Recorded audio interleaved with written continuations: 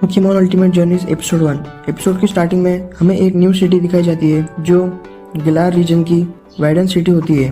फिर ट्रेन दिखाई जाती है जिसमें से ऐश एंड गो उतरते हैं। ऐश चलते हुए एक लड़के से टकरा जाता है।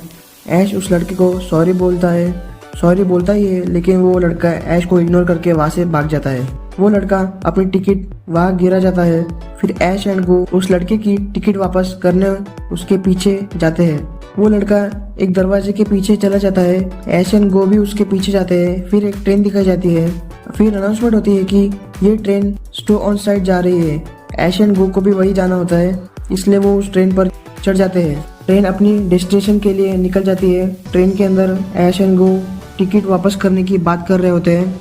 वो लोग ट्रेन में आगे जाते हैं। उन्हें वहाँ एक टॉम रखा दिखता है। ग्रोकी की वजह से ऐश टॉम से टकरा जाता है और टॉम नीचे गिर जाता है। फिर वो दोनों टॉम को ऊपर रखने लगते हैं, बट वो भारी होता है इसलिए वो उसको उठा नहीं पाते।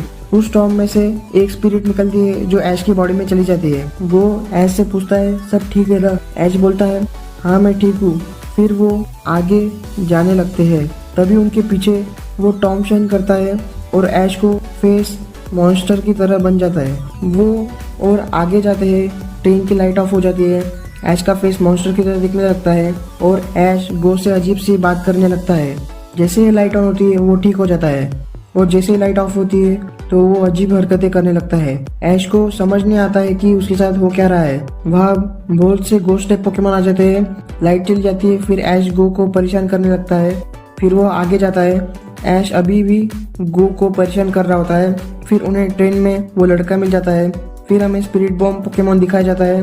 वो लड़का बताता है कि स्पिरिट बॉम्ब की एक स्पिरिट ने ऐश को वश में कर लिया है।